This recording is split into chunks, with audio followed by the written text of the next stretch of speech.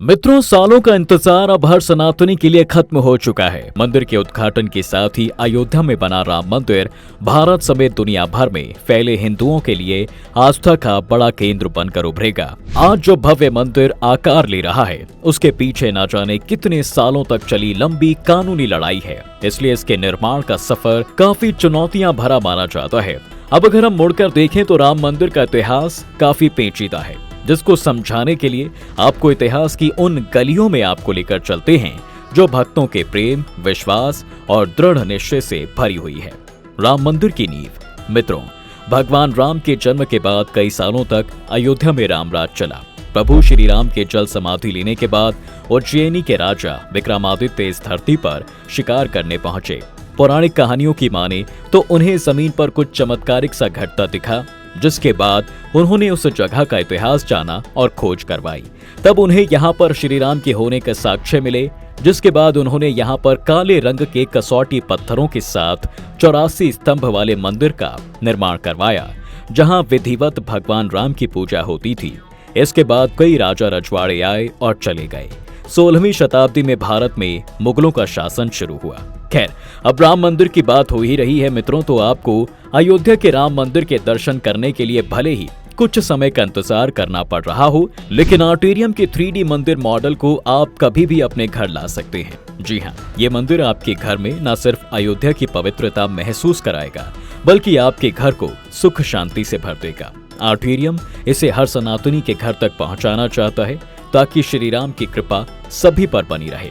तो बिना देर किए www.thearterium.com पर जाएं और राम मंदिर को अपने घर पर लाएं। अगर आप हमारा कूपन कोड Divine10 यूज करेंगे तो आपको 10% का ऑफ भी मिल जाएगा। चलिए मित्रों, अब राम मंदिर के इतिहास के बारे में थोड़ा और जानते हैं। कब टूटा था पहली बार मंदिर? देखिए, राम मंदिर का पूरा किस्सा वैसे तो 1526 से शुरू होता है। इसी साल मुगल शासक बाबर भारत आया था। 2 साल बाद बाबर के सूबेदार मीरा बाकी ने अयोध्या में प्राचीन मंदिर को ध्वस्त कर वहां मस्जिद बनवाया था। बाबर के सम्मान में मीर बाकी ने इस मस्जिद का नाम बाबरी मस्जिद ही रख दिया। ये वो दौर था जब मुगल शासन पूरे देश में फैल रहा था। मुगलों और नवाबों के शासन के दौरान 1528 से 1835 तक इस मामले में हिंदू बहुत खुलकर कुछ कह नहीं पाए। इसके बाद 19वीं सदी में मुगलों और नवाबों का शासन कमजोर पड़ने लगा, क्योंकि अंग्रेज हुकूमत प्रभावी हो चुकी थी। इस दौर में ही हिंदुओं ने ये मामला उठाया और कहा कि भगवान राम के जन्म स्थान मंदिर को तोड़कर मस्जिद बना ली गई। इसके बाद से ही शुरू हुई मित्रों राम लला के जन्म स्थल को वापस पाने की असली लड़ाई। 330 साल बाद हुई पहली FIR।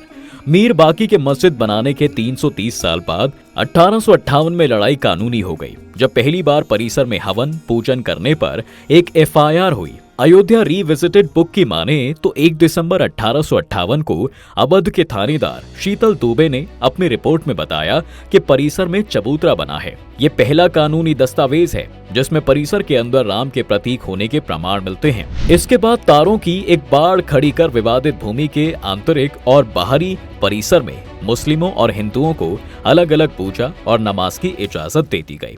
1885 में अदालत पहुंची लड़ाई। मित्रों, 1858 में हुई घटना के 27 साल बाद 1885 में राम जन्मभूमि के लिए लड़ाई अदालत पहुंच गई।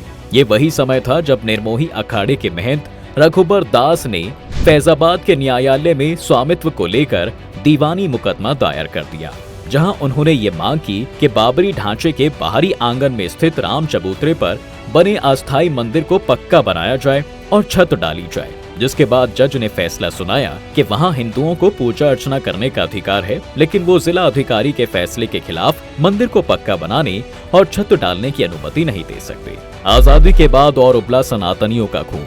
मित्रों, देश के आजाद होने के 2 साल बाद 22 दिसंबर 1949 को ढांचे के अंदर गुंबद के नीचे मूर्तियों का प्रकटीकरण होता है। आजादी के बाद पहला मुकदमा हिंदू महासभा के सदस्य गोपाल सिंह विशारद ने 16 जनवरी 1950 को सिविल जज फैजाबाद की अदालत में दायर कर दिया। विशारद ने ढांचे के मुख्य गुंबद के नीचे स्थित भगवान की प्रतिमाओं की पूजा अर्चना की मांग की। करीब 11 महीने के बाद 5 दिसंबर 1950 को ऐसी ही मांग करते हुए महंत रामचंद्र परमहंस ने सिविल जज के यहाँ मुकदमा दाखिल कर दिया। मुकदमे में दूसरे पक्ष को संबंधित स्थल पर पूजा अर्चना में बाधा डालने से रोकने की मांग रखी गई। 3 मार्च 1951 को गोपाल सिंह विशारद मामले में न्यायालय ने मुस्लिम पक्ष को पूजा अर्चना में बाधा न डालने की हिदायत दी। ऐसा ही आदेश परमहंस की तरफ से दायर मुकदमे में भी दिया गया। मांगी गई पूजा की अनुमति। साल 1959 17 दिसंबर। ये वही दिन था मित्रों जब रामानंद संप्रदाय की तरफ से निर्मोही अखाड़े के 6 लोगों ने मुकदमा दायर कर इस स्थान पर अपना दावा ठोका था। इसके साथ ही ये मांग भी रखी कि रिसीवर प्रियदत्त राम को हटाकर उन्हें पूजा अर्चना की अनुमति दी जाए, क्योंकि ये उनका अधिकार है। मुकदमों की कड़ी में एक और मुकदमा 18 दिसंबर 1961 को दर्ज किया गया। ये मुकदमा उत्तर प्रदेश के केंद्रीय सुन्नी वक्फ बोर्ड ने दायर किया। कहा कि ये जगह मुसलमानों की है, ढांचे को हिंदुओं से लेकर मुसलमानों को दे दिया जाए, ढांचे के अंदर से मूर्तियां हटा दी जाएं। खैर, अब ये मामले न्यायालय में चलते रहे। अब फैसलों की बात करें उससे पहले रामकाज के लिए हुए कुछ और आंदोलनों की तरफ चलते हैं। मस्जिदों के निर्माण के खिलाफ अभियान। साल 1982। मित्रों, ये वो साल था जब विश्व हिंदू परिषद ने राम, कृष्ण और शिव के स्थलों पर मस्जिदों के निर्माण को साजिश करार दिया और इनकी मुक्ति के लिए अभियान चलाने का ऐलान कर दिया। 2 साल बाद यानी 8 अप्रैल 1984 को दिल्ली में संत महात्माओं, हिंदू नेताओं ने अयोध्या के श्री राम जन्मभूमि स्थल की मुक्ति और ताला खुलवाने का आंदोलन का फैसला कर दिया। साथ ही 9 नवंबर 1989 को श्री राम जन्मभूमि स्थल पर मंदिर के शिलान्यास की घोषणा की गई। काफी विवादों के बाद तत्कालीन प्रधानमंत्री राजीव गांधी ने शिलान्यास की इजाजत दे दी। बाबरी मस्जिद गिरी। तारीख थी 6 दिसंबर 1992। अयोध्या में लाखों कार सेवकों ने बाबरी मस्जिद का विवादित ढांचा गिरा दिया था। अयोध्या की बाबरी मस्जिद को लेकर बरसों से विवाद चला रहा था। भाजपा नेता और पूर्व उप प्रधानमंत्री लाल कृष्ण आडवाणी ने राम मंदिर निर्माण के लिए 1990 में आंदोलन शुरू किया था। 5 दिसंबर 1992 की सुबह से ही अयोध्या में विवादित ढांचे के पास कार सेवक पहुंचने शुरू हो गए थे। उस समय सुप्रीम कोर्ट ने विवादित ढांचे के सामने सिर्फ भजन कीर्तन करने की इजाजत दी थी, लेकिन अगली सुबह यानी 6 दिसंबर को भीड़ उग्र हो गई और बाबरी मस्जिद का विवादित ढांचा गिर गया। कहते हैं मित्रों, उस समय 1.5 लाख से ज्यादा कार सेवक वहां मौजूद थे। इसके साथ ही रामकाज की कानूनी लड़ाई में मुकदमों की संख्या में और इजाफा होने लगा। कोर्ट कहां गया, भगवान भूखे हैं। बाबरी ढाए जाने के 2 दिन बाद 8 दिसंबर 1992 को अयोध्या में कर्फ्यू लगा था। वकील हरिशंकर जैन ने उच्च न्यायालय की लखनऊ खंडपीठ में गुहार लगाई थी कि भगवान भूखे हैं, राम भोग की अनुमति दी जाए। करीब 25 दिन बाद 1 जनवरी 1993 को न्यायाधीश हरिनाथ तिलहरी ने दर्शन पूजन की अनुमति दे दी। 7 जनवरी 1993 को केंद्र सरकार ने ढांचे वाले स्थान और कल्याण सिंह सरकार द्वारा न्यास को दी गई भूमि, इसके साथ साथ यहाँ पर कुल 67 एकड़ भूमि का अधिग्रहण कर दिया। हक की लड़ाई शुरू हुई। मित्रों, अप्रैल 2002 में उच्च न्यायालय की लखनऊ खंडपीठ ने विवादित स्थल का मालिकाना हक तय करने के लिए सुनवाई शुरू की। 5 मार्च 2003 को भारतीय पुरातत्व सर्वेक्षण को संबंधित स्थल पर खुदाई का निर्देश दिया। 22 अगस्त 2003 को भारतीय पुरातत्व सर्वेक्षण ने न्यायालय को रिपोर्ट सौंपी। इसमें संबंधित स्थल पर जमीन के नीचे एक विशाल हिंदू धार्मिक ढांचे के होने की बात कही गई। सामने आया ऐतिहासिक फैसला। 30 सितंबर 2010 को इलाहाबाद उच्च न्यायालय ने इस स्थल को तीनों पक्षों श्री राम लला विराजमान, निर्मोही अखाड़ा और सुन्नी सेंट्रल वक्फ बोर्ड में बराबर बराबर बांटने का आदेश दे दिया। न्यायाधीशों ने बीच वाले गुंबद के नीचे जहां मूर्तियां थीं उसे जन्म स्थान माना। इसके बाद मामला सर्वोच्च न्यायालय पहुंचा। 21 मार्च 2017 को सर्वोच्च न्यायालय ने मध्यस्थता से मामले सुलझाने की पेशकश की। ये भी कहा कि दोनों पक्ष राजी हों तो वो भी इसके लिए तैयार हैं। साफ हुआ मंदिर निर्माण का रास्ता। मित्रों, 6 अगस्त 2019 को सर्वोच्च न्यायालय ने हर दिन सुनवाई शुरू की। 16 अक्टूबर 2019 को सुनवाई पूरी हुई और कोर्ट ने फैसला सुरक्षित रख लिया।